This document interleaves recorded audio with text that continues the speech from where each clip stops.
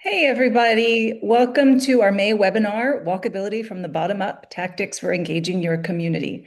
I'm Emily Barr, and I manage the Walking College on behalf of America Walks. So I'm particularly excited to be here today because, among other impressive credentials, all of the people speaking today, including our moderator, happen to be Walking College graduates.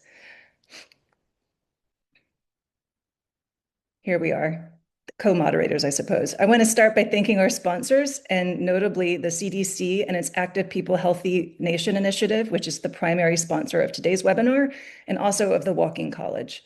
And now I'd like to quickly introduce our presenters.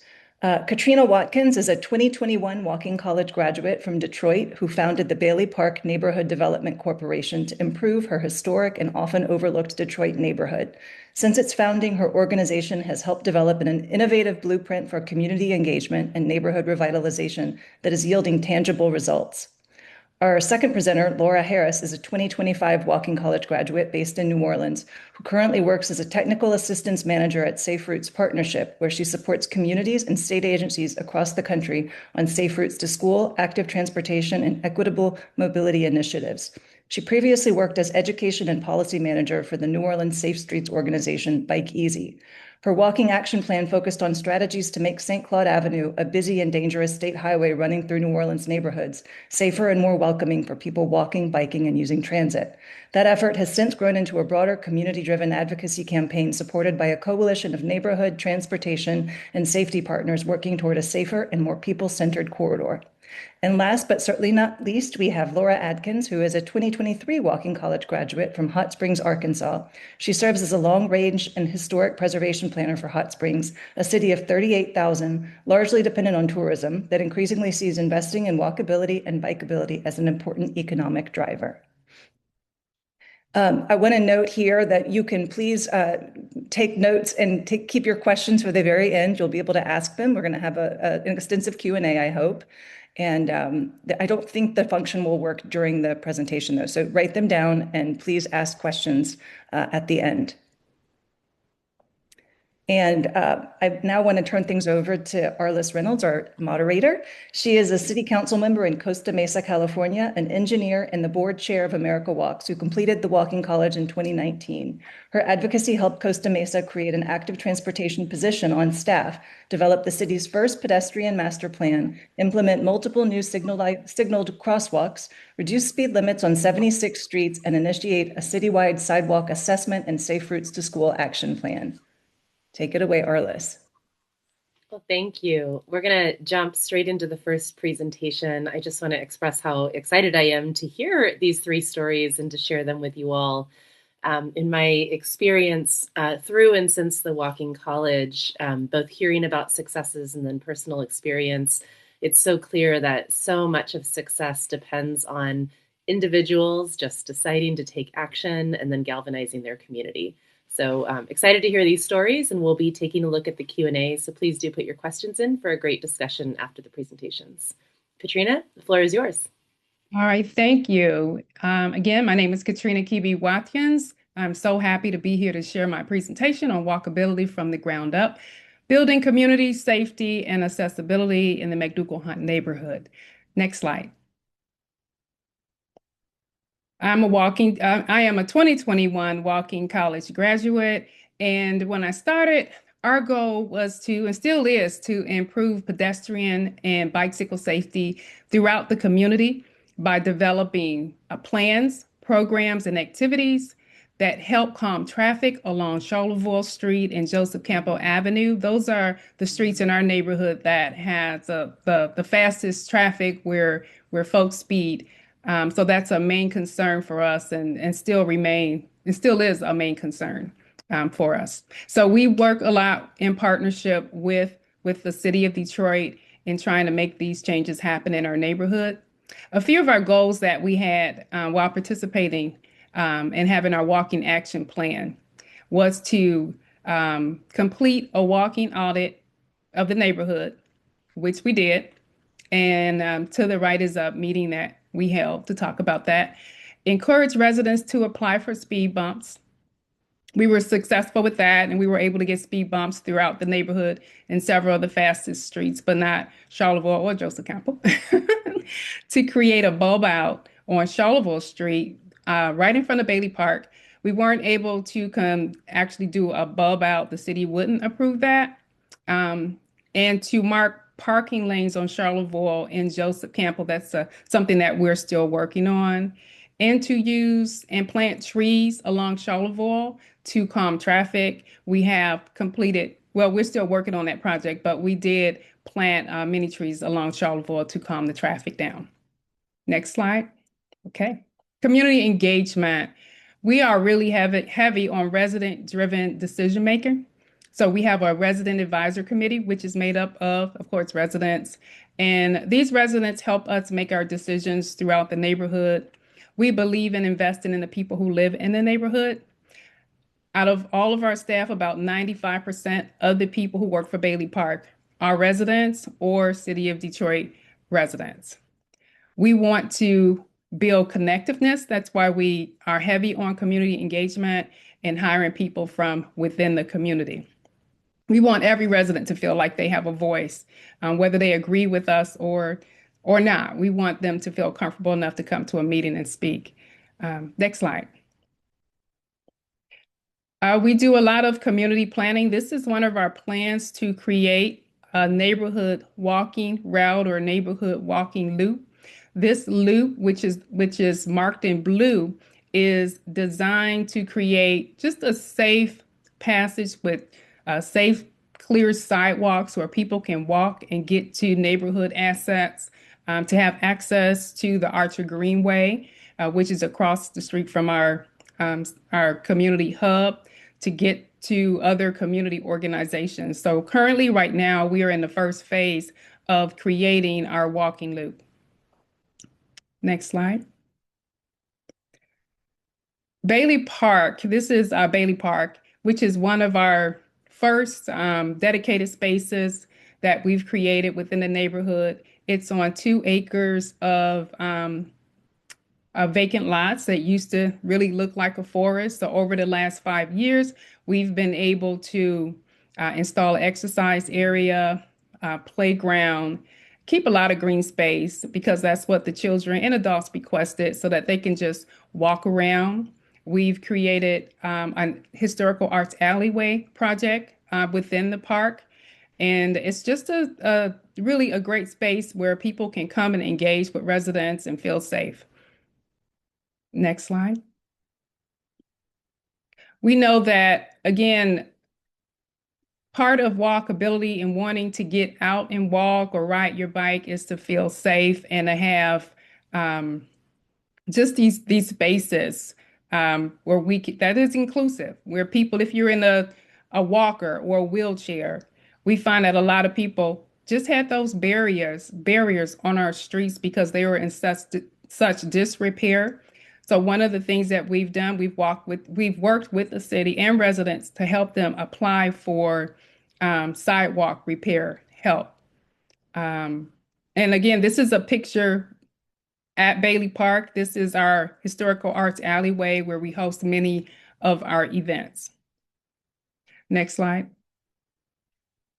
Safety is a huge concern when walking. And one of the things that we heard people say was that it was just really dark in the neighborhood, or they didn't want to come to a community meeting because they felt that it was just too dark when they come outside. So one of the things that we've done, we've added solar lighting on some of the darkest spaces within our neighborhood. This helps to increase visibility, and it helps to make the residents feel safer if they're out at night. All right, thank you.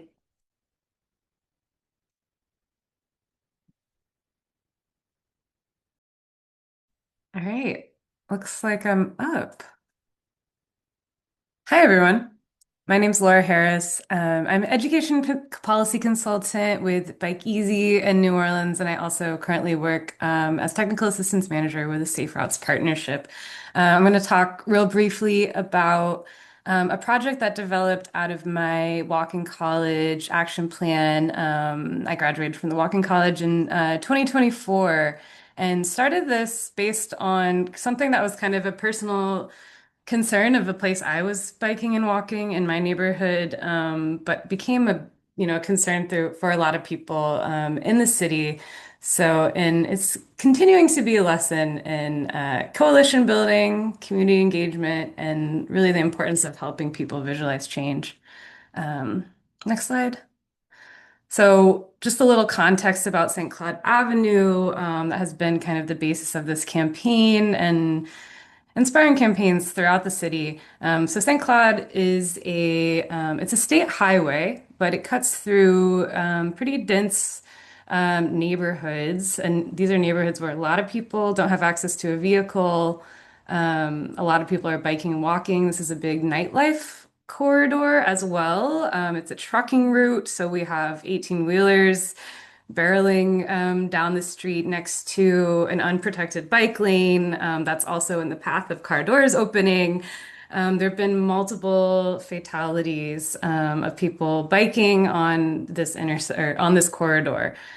So it's both a heavy transportation corridor, but also very much a place and a main street. So this is an example of just kind of the nightlife and the bicycle and pedestrian activities in front of Saturn Bar, one of the locations that's quite near where multiple fatalities of people on bikes have taken place. Just a little more context of kind of what the street looks like. This is during one of our engagements, a bike light giveaway we did with Bike Easy. Has been a really amazing bike light giveaway. Is an amazing way to kind of get community feedback, help give people a way to be more visible and stay safe, and educate people about what's going on in the corridor and what could be possible. A little more context, there's been so many bicycle fatalities that someone actually made this DIY monument to honor all the people who've lost their lives along this corridor. You can also see paired with that giant truck, very much still a challenge on the corridor today. Again, this is a news shot following one of the unfortunately hit and run fatalities that happened last summer. And then just some of the people that lost their lives last summer: Dustin Strom, Michael Milam, Cher Stewart, Philip Geek. These are just some of the people who have lost their lives biking on this corridor. So, this is something that I started as a walking college project before the most recent fatalities. Two of the folks we just mentioned were killed just weeks apart last summer in New Orleans. So something that, I learned a lot from this campaign is having built out some of the, information on the corridor and paying attention, starting to, gather this information. People are really able to run with what was already put together when these fatalities happened, when the city hadn't made changes yet. So, it's change really starts with paying attention. So walking and biking the corridor regularly and documenting these conditions firsthand, having these conditions already documented when something horrible happened really helped get more people to kind of be able to join the coalition for a safer St. Cloud. Just another picture of what you have to deal with there on the corridor. So we know that the community already had ideas for, what could be better on St. Cloud Avenue. So this is another engagement where we had folks draw on the map of a corridor what they want to see. We had a lot of conversations with residents. We had a community ride with, we actually invited our kind of notoriously anti-bike lane city council member to actually, it was his first time on a blue bike or bike share bikes, and actually ride the corridor. We invited folks from DOTD, the city, other neighborhood organizations to all go on a bike ride together during kind of afternoon school pickup rush hour where there's school buses and people double parked in the bike lane and lots of chaos going on, to really give them a sense of what's happening on that corridor. Here's a picture from following the tragic fatalities that happened last summer that I took. So, I spoke to a lot of the other folks in the community kind of joining on to something that started out of the Walking College campaign I put together. We had, from my work with the Walking College, I put together what I started calling the Safer St. Cloud campaign. So I already had like a page on our website that had what we would want to see for St. Claude, documented what the issues were already. So some of the folks who had been organizing critical mass really were able to take that and run with it and use some of that information to get more people involved. And this kind of thing happened completely outside of me, which was really beautiful to see other folks in the community organizing this amazing die-in to continue to bring awareness to the corridor. So it's really powerful imagery. So another big part of how the campaign has really kind of taken off is that a new business organization has formed on St. Cloud, Bywater Marigny Business Organization. Bywater Marigny are the neighborhoods that part of the corridor runs through. They organized a really amazing event called Spark Light Up St. Cloud, where they built a giant light installation that they put in the neutral ground, what we call the median of the street, which is a big part of the safety concerns. People have been parking illegally in the neutral ground, really reducing the visibility because folks are parking like really close up to the intersections in ways that people can't see. There's pretty much very little traffic safety enforcement on this corridor. So they put together that event, and this is an engagement that we did as part of that event, just to show like folks really know the solutions they want already. You just have to give them an opportunity to identify. So here's some of our engagement from kind of just showing folks what could be possible. You could see a lot of votes for protected bike lanes. And that image that we use there is actually an example from a protected bike lane that's just around the corner on a city-owned street.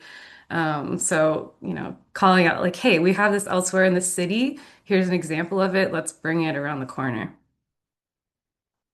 So some of the tactics that really help build our support, again, the coalition building, kind of giving the information, the ideas to community organizations, to the business organizations, the neighborhood associations, the other advocacy groups like Critical Mass, so that they could take that and run with it. Visuals are super important, showing people what can be possible. So here's another example of that where I have my dream here. So the dream image is actually a photoshopped image. So we had a big problem on St. Cloud here of people illegally parking in the bike lane here. So I said, hey, what if we just put some posts up, a simple, cheap thing that we could do to prevent people from illegally parking here. It took way too long, but then the image on the right is an actual photo that I took about a month ago. So just creating the image of what you want to see, really in giving it to the people, putting it before the city, getting people to come up and speak on its behalf really can actually work. Hopefully a better long-term solution than just those flex posts, but really helps. Here's some more pictures from that event. I talked about these really cool light installations, really showed people what could be possible in the corridor. And it was great to get this news article to get it kind of more in the dialogue citywide, thinking about what could be possible. The campaign is still ongoing. New Orleans, famously, things move like molasses, really slow. A lot of jurisdictional complexity being a state road. New Orleans agencies don't always communicate. So this campaign has really been, I think, really good for the city and just pushing them to like have that conversation between the city and the state. More often, we're also we have a new administration in the city who is this administration is inheriting a huge budget deficit. So unfortunately, we've lost a lot of the folks working in sustainability and transportation working in the city. So still navigating a lot of challenges around this. It feels like this picture that I also took on St. Cloud of the state actually putting a sign blocking the bike lane, sandwiching you between a giant truck. Not the safest place to be riding, right? So we're still facing a lot of challenges. But I think the sustained momentum has really been working. We've actually gotten we've gotten the city and the state to commit to doing a traffic study on this corridor. They've heard our voices loud and clear, and I've heard them speak out loud. Yes, we understand that this corridor needs a protected bike lane. And those are words I never imagined I would hear from these state engineers a year before. So sustained community pressure really matters. So continuing the work, We're continuing this. We've made these small improvements like flex posts, but we're going to keep advocating. And I hope that one day, a few years from now, we'll see a beautiful protected bike lane, crosswalks, and so forth on St. Claude. So stay tuned. Yes, and again, walkability is not just about people, it's not just about infrastructure. It's really about people, centering the stories of these people that Michael Milan, this was the memorial for him that this is a picture of. He was a person just biking home from work. So just remember, always center it about people, and the rest of the work will fall into place.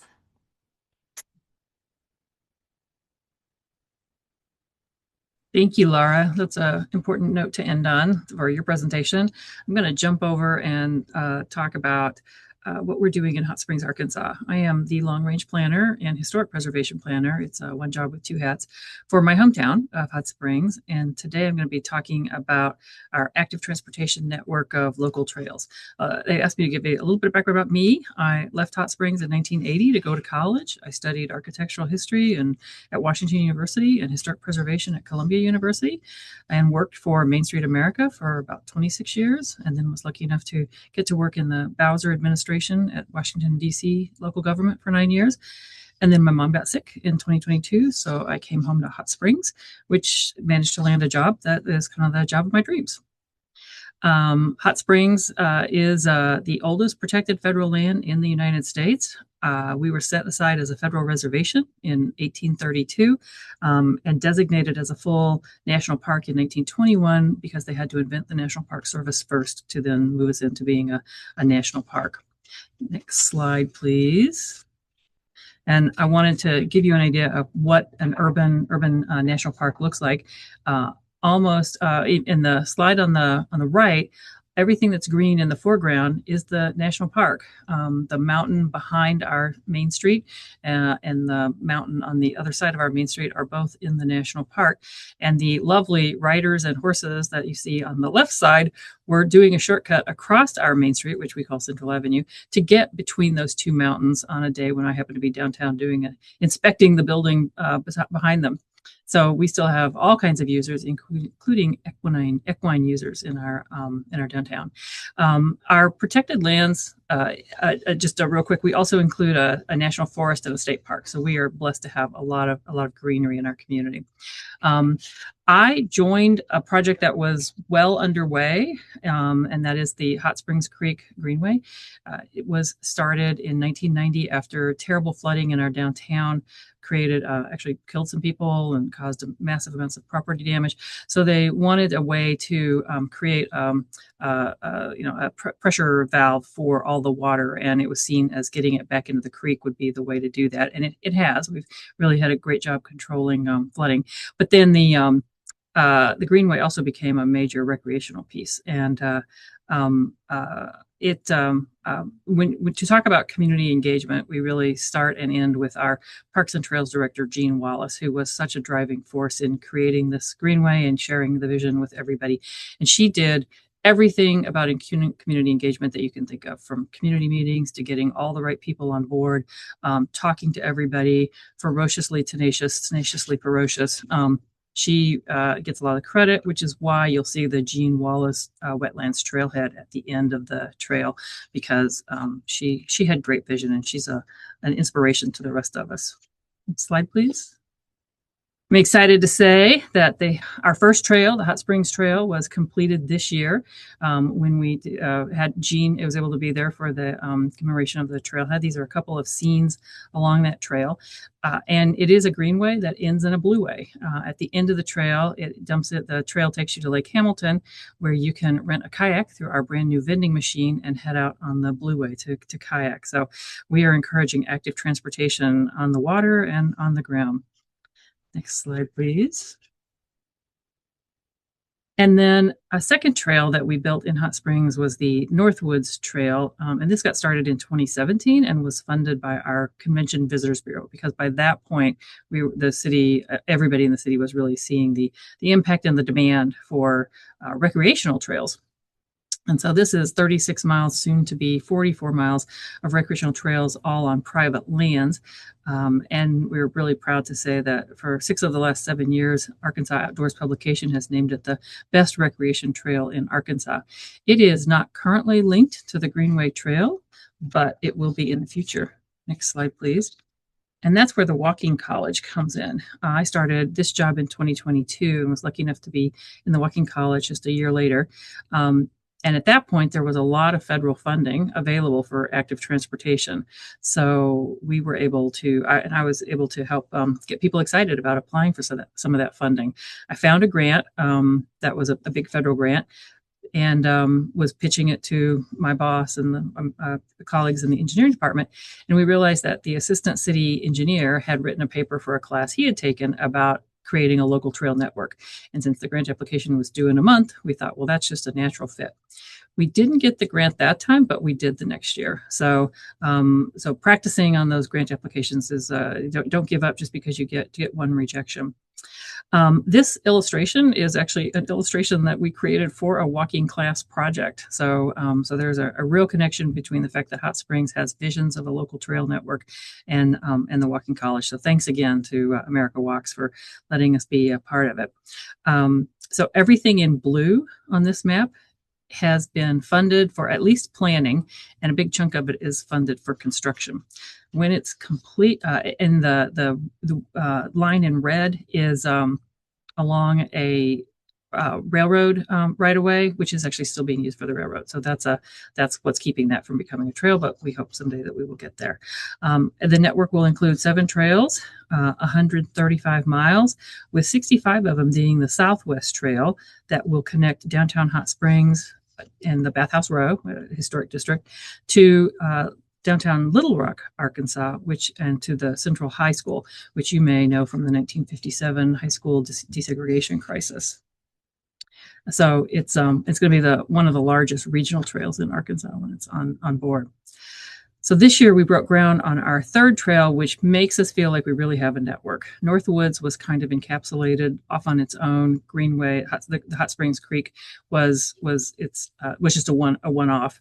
But with Stokes Trail, I think we're on our way to actually getting our network. And that is our current Parks and Recreation Director, Anthony Whittington, doing early work surveying that. And we have, as a result of all of our success with getting this trail network supercharged and landing some grants, we've actually hired a professional grant writer for the city. So that enables me to move back to my regular job of focusing on housing and historic preservation. But the project continues. A quick summary of our funding is that we've secured about $2.75 million in federal funds, and we are working on a big ask for $10 million that's going to be submitted fairly soon. We have various state grants of about $2.4 million that have paid for a lot more construction than planning. The federal seems to prefer planning, and we were able to get those and then turn around and use the plans that we created from the federally funded grants to then move on to the state grants. But we do have also investment from the private sector. The Friends of the Park is one of those great groups that Jean has liaised with early on, and they've continued in a very active role. They actually purchase land that they can then turn around and donate to the city when we need to purchase land along trails. And Oakland Racetrack, which is a historic and very large employer here in Hot Springs, has also contributed to trail development. And I certainly want to end by saying it's been such a pleasure to join this decades-long project here in just the last 4 years and to play my small part in helping it to continue on and to grow. Thanks.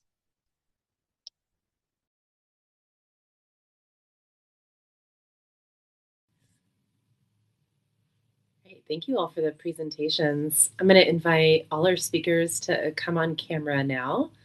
And we've got lots of questions in the Q&A. I want to start with Katrina and Laura, who really sort of developed new movements that didn't kind of exist or hadn't really pushed a ball forward. Can you talk about just like the first couple steps you as individuals starting to get people galvanized around a particular vision? What were some of the first couple steps you took? Laura, we'll start with you and then go to Katrina.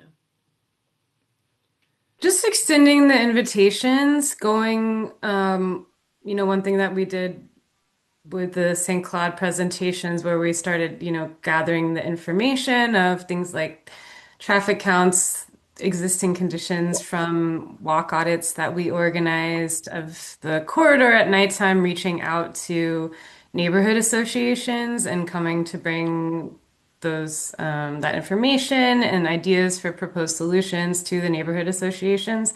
Because you would find, very receptive audience, people who are like, yes, I totally am on board this. What can we do about it? Tell me how to sign up. Where can I sign the petition? Going to the business organizations and the businesses, just extending the invitation. And a lot of people, you'll find a lot of people want to be a part of it. And also doing things like the bike light giveaway I shared, reaching out to regular folks who maybe aren't the kind of people who regularly go to neighborhood associations, but are people who are using the corridor and experiencing those safety challenges. And I found a lot of people who had very little interest in urban planning before, or become walkability champions through those kinds of outreach events. Yeah, great. How about you, Katrina? Could you repeat the question? I caught the tail end of it. I had to step away for a minute. Oh, yeah. I mean, in your story, you were an individual with a vision. So what were some of the first couple steps that you took and found effective to get sort of this broader movement going in resident engagement? Well, McDougal Hunt was a pretty active neighborhood, so people were meeting. Anyway, they were meeting. So just attending the meetings, becoming really active, encouraging my neighbors to attend the meeting, sharing my ideas, and then really listening to the ideas of other residents. I think half of the things that I've accomplished in the neighborhood really didn't come from me.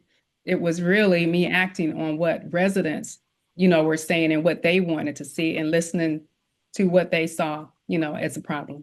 Yeah. Katrina, I'm going to stay with you for a minute. There was a question related to wanting to understand your resident-driven decision-making model. Can you talk a little bit more about that, how it works? Is it based on anything? Yeah. We've done a lot of planning. We have a McDougal Hunt, a redevelopment plan. So it's based on that plan. And that plan, we did that plan in 2018 and 2019, a few years ago, but it was really, really heavily based on what residents wanted to see. And so we came out of that planning with a few different buckets that we focus out of, like open space, mobility, residential services, and housing assistance. And so we created so that residents would stay engaged and not to overwhelm them with meetings, because people get overwhelmed with that. We created a resident advisory committee. And so right now we have about 10 residents, but it can change. We have meetings and anybody, can come. But right now we have probably about a consistent 10 people, who attend, who are on that little advisory committee. And they help inform us of what residents would want to see. And then we take that to our larger community meetings. Yeah. Great. Thank you. Lauren, a question for you from someone on the inside. Can you talk about the importance of community engagement? I think from the perspective of a staffer who seems to have support from the city on, walkable trails and connectivity. Yeah, I've realized that, and that was something I realized going through Walking College, is that most of the participants are private activists, which I was for a big chunk of my career, but have been lucky enough for the last 13 years to be on the inside, whether it was DC government or here in Hot Springs. And the things that work best from the outside coming in would be that very positive support. I know that everybody wants to occupy City Hall and take on City Hall, and I certainly can say in a small town like Hot Springs, that's just not very productive. The being much more collaborative and advice that was given to me early on when I was a young activist in Arlington, Virginia, was there's an easy way and a hard way, and recognizing that not to we all have hard jobs, everybody's struggling. Being a civil servant is, I think, even more difficult now than it was in the 1980s, and so just coming in with that positive emphasis. And the other story that I share from Northern Virginia, I was working with a group in Alexandria, George Washington's hometown, a fairly walkable, lovely place. And our neighborhood group was asking the city for money. And so we put together a little dog and pony show to take to the city, each individual member of the city council, to talk about what we were doing. And at the end of the first one, Mayor Yule said, not only is this the first time this group has come to give this information, it's the first time any group in the entire city has. So, yeah, and as a council member, I'm sure you feel the same thing, that you get a lot of problems, and hearing gratitude and solutions is a little bit more rare. Yeah, we also talk about the impact of just a few emails or a few public speakers really can make a difference. I want to stick with you for a minute. If we have a question about, and others can chime in as well, but how do we make sure when we're designing walkable areas that they're also accessible for people in wheelchairs or walkers or sort of seniors in general? That is a very personal topic, as I am becoming a senior and recognize that that's what the future looks like. I think maintenance is especially important, and one chip in a sidewalk, one divot in a sidewalk, and suddenly people who don't have great mobility are really struggling and could make things worse by falling and tripping. So that piece is incredibly important. And I hate to say this because so much of my career has been focused on reactivating city streets through businesses and walking and all that great stuff. But we actually have a planning commissioner who uses a wheelchair. And he said to us that he loves commuting on the Greenway because it's cooler, for one thing. And I can't help but wonder if it doesn't feel a little bit safer to have that separation of uses. And like I said, that kills me to think that we might have a day where walkers and rollers are in one section and cars are on the other. I think. But it does feel safer to have our separated active transportation right now. Great. Yeah, I'll add that in New Orleans, our sidewalks are very, very rough. A lot of times cars are parked in them. The oak trees are uprooting the sidewalks by like 2 feet in certain places. So bike lanes are where a lot of scooters, wheelchairs are the only place they can really be. So just like, when you're having these conversations, always not just about bikes, because in New Orleans, at least, the bike lanes are the only place that the wheelchairs or mobility scooters can often travel. And that because the sidewalks are way not usable. So it's another important to bring into the conversation that these spaces are used by these folks as well. And it's important to make safe space for them in the road. Katrina, you mentioned working with your residents to sort of make that initial ask for fixing sidewalks. Can you talk about the mechanism for that, or what funding is available for that? Not a lot of funding, not nearly enough funding for the sidewalks, to be honest. Yeah, it's something that residents have always asked for. And then the city had some money a few years ago, and we were able to get some of the sidewalks, not all of the sidewalks, repaired. And honestly, sometimes the way that the city repairs sidewalks is like, it'll be, because we have some streets that are vacant, and the vacant streets will get a repair. And we're like, well, this street has like people on it. So how come the street isn't like being repaired? But there is a new initiative to get the sidewalk repairs done. In Detroit, it's a big thing for community organizations to revitalize their vacant lots. And now, as part of revitalizing their vacant lots, they have to add in the cost of sidewalks, which could actually cost a lot of money and can make it unaffordable for someone to actually do a beautification project when we have to now repair the sidewalks too, which are city sidewalks and really should be repaired by the city. But accessibility is important. I think that's one way that they may be trying to handle it because they don't have the money or the bandwidth to do all of the sidewalks. Yeah. Lauren and Laura, I want to hear from you. In your cities, are there other specific tactics or funding you know of for sidewalk repair? Our city went together with the county a few years ago before I moved back to do our city, like I think most cities, is a small cities, especially almost entirely supported by sales taxes. We don't have any other taxing authority. So sales tax are our biggest source of revenue, other than charging people for water. We provide our own water and trash pickup, but that doesn't generate a huge amount of taxes that can be used elsewhere. It's just used to provide water. So a few years ago, the city and the county went together and asked for a sales tax increase.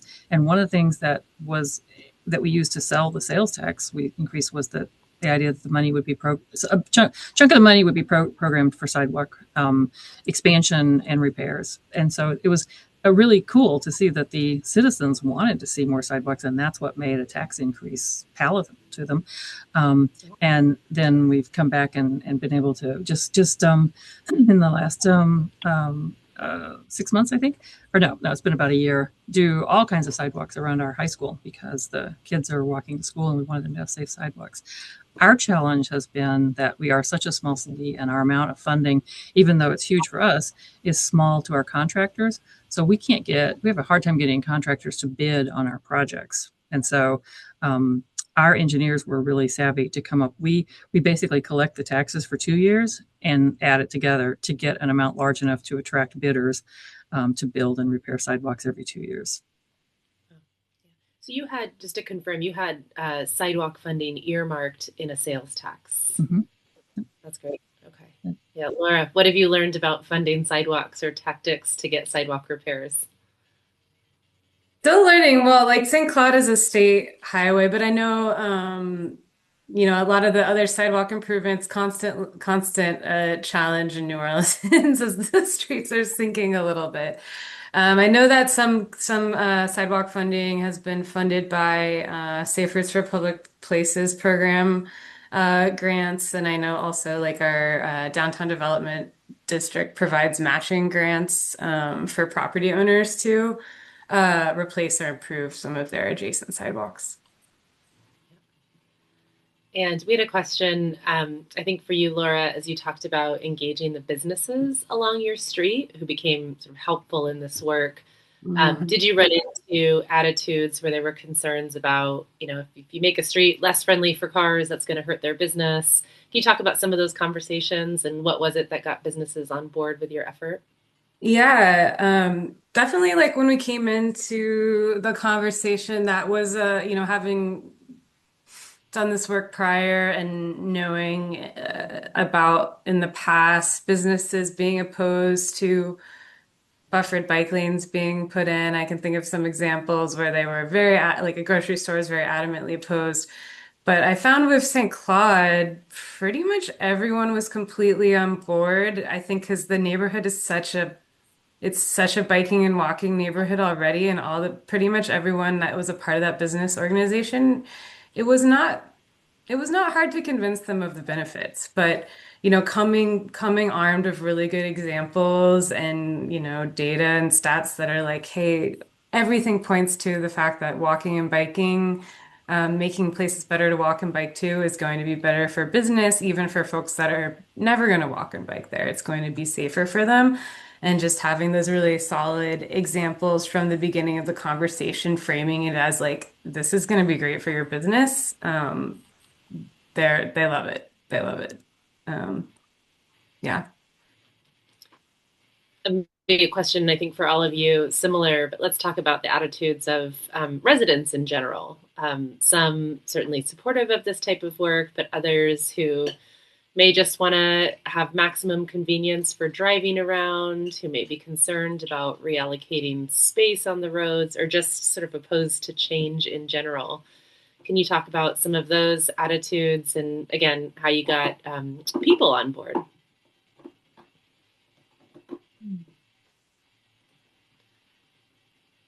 See, Lauren, you look like you may be ready to jump in on that one. Yeah, I was trying to think because again, I'm really lucky that I am here when things are moving forward. So I'm trying to think back to what people might have talked about back in the day when they were trying to get this organized, and also to think about our current challenges and what people are working on. I think showing them what's happening in other communities is always a great way to start. So we're not inventing the wheel. This is something that other people have done, and showing that the economic side of it. And I was just answering a question while you guys were chatting that somebody had popped up that trails are, bike trails are expensive, and that's an expensive form of recreation. One of the reasons that we are going so big into trails is we see it as the most affordable recreation opportunity, because anybody for the price of a pair of shoes can be out walking on a trail, and there's your affordable exercise, cheaper than a gym membership. And so, so showing people that economic side, whether it's personal benefit or the fact that there is money available to pay for these, is always a good convincer. Katrina, any thoughts on that question? Yeah, I'll say Detroit is the motor city, and people drive cars. They love to drive their cars. But more people are moving towards, and you see more people riding their bike and walking. But I can say people aren't happy as to where these bike lanes are always placed. Like on the busiest streets, there'll be a bike lane, which makes that once larger road, it's like smaller now and more congested. So you hear a lot of complaints, about that. And I think there's just isn't a lot of education around the bike lanes. You will still see if it's not protected, you will still see cars in those bike lanes.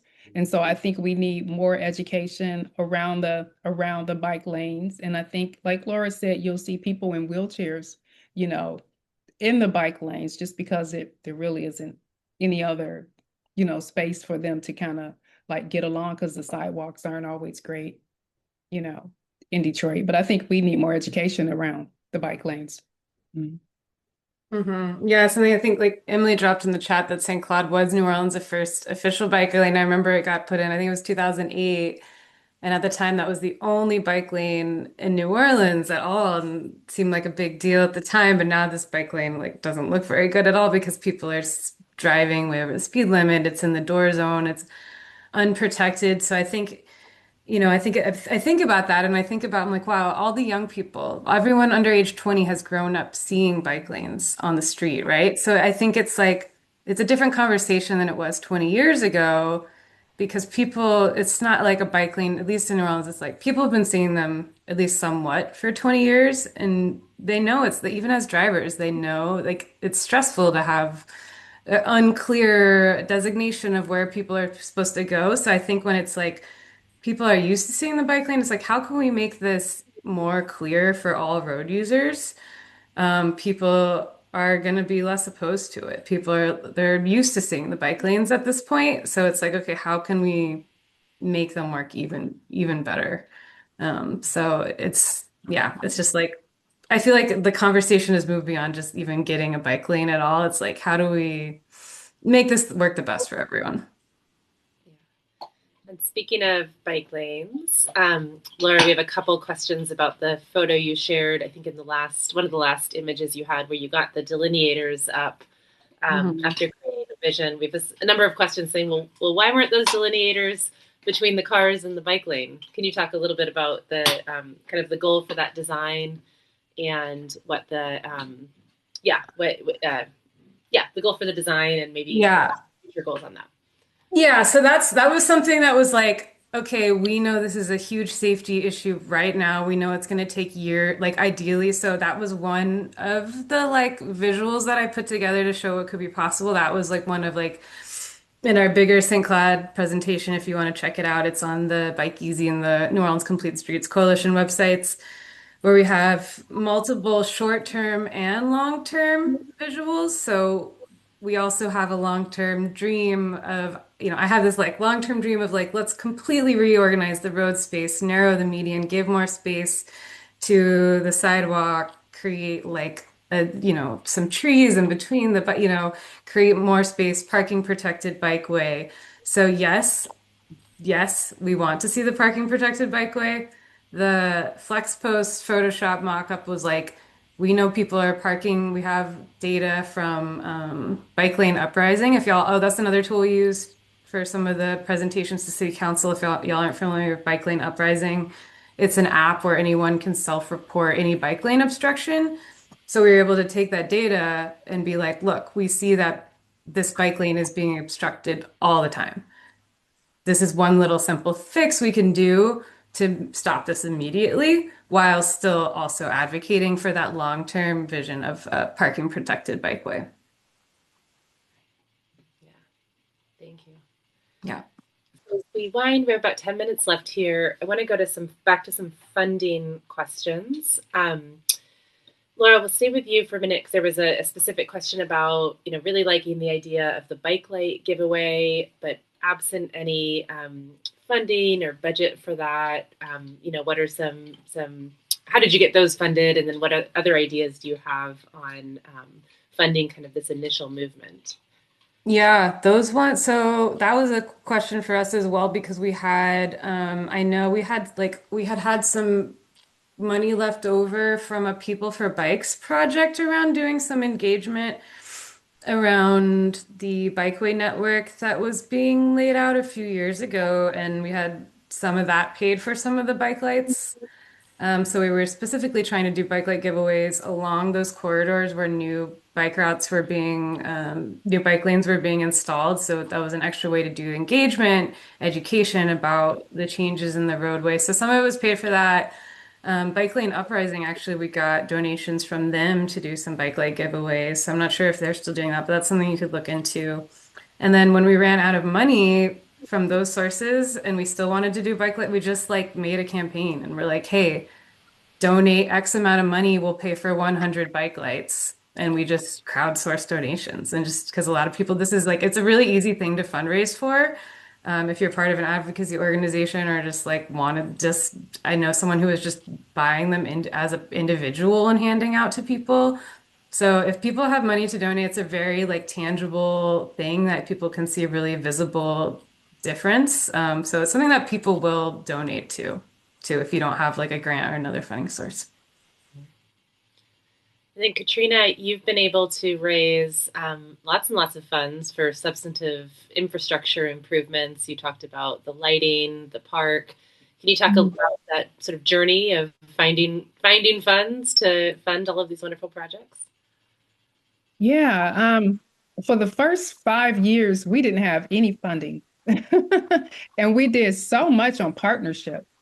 So we would have partners who would come in, and we still do a lot of our work based on our partnerships. Like we have a community garden, Turner Construction Company, totally did that whole garden.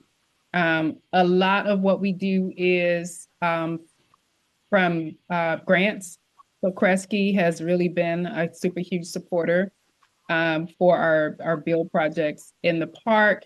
We work with organizations, different corporations, and just building that relationship and asking them to kind of get in wherever they could fit in. Sometimes it's a little, and sometimes it's absolutely more than what I could have expected. I always ask, even if I think they're going to say no, I still ask. And I've been able to receive a pickup truck and the pavilion just by asking. And a lot of times I'll start with volunteers. Can you get in volunteers to build that relationship? So a lot of it isn't money may not funnel necessarily to Bailey Park, but they will provide the asset or provide the service, and we've gotten a whole lot done that way. That's great. I think it was Laura had a great quote in her slide, one of her slides. You don't have to be an expert to start making change. I think that's a great way to end this. I'm going to ask each of you, what is one or two things that you know now that you wish you knew when you started on your journey? So we'll start with Laura, then Lauren, then Katrina. Getting city council folks involved really early and really educating them. Like I mentioned, we did the community bike ride, and just the fact that the city council person for the district had never ridden a bike on that road was kind of eye-opening, because it's thousands of people do it every day, and it was just wow, how it's just so important to experiential education. I'm a big advocate of that, just actually getting people on a bike. But he was also wow, this is actually even though it was kind of stressful, he was this is really fun and awesome. And we made sure to show the stressful moments of riding on St. Claude, and then turn the corridor where there had been some traffic calming elements installed recently on another street and being like, look how nice and chill this is, and look at all the people in the neighborhood. So just like really like taking advantage of those experiential learning moments and inviting people to take part of them. Lauren? I would have to say what I have learned so much is the jargon around transportation planning, because I came at this from a very different perspective. And I am so grateful to America Walks and the Walking College for helping me supercharge that experience and learn all the terms and the jargon and the goals. And, you know, it was a new field and I was able to jump into it thanks to you all. So that's what I wish I had back then, but I'm grateful to finally have picked up.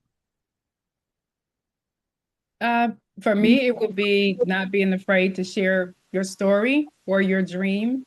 And again, like Lauren was saying, it could be intimidating when you don't know the jargon and people are talking that specific development like language. So, and just not being intimidated to talk to city officials and foundations and funders and all those type of people, because they're just people and they want to help. Mm-hmm. Thank you for those answers. And I'll, as someone in that role now as a council member, I'll share that my journey on this started with residents inviting me to bike rides and walks around my city. So it definitely works. Thank you all for your stories and your work. Incredible work from big cities to small cities. Listening to these made me want to visit each of your towns and see some of this for myself. So thank you. Thank you for participating in the Walking College. What an incredible program. And thanks to everyone who called in and asked questions. I know our speakers here have been answering some of the questions in the Q&A.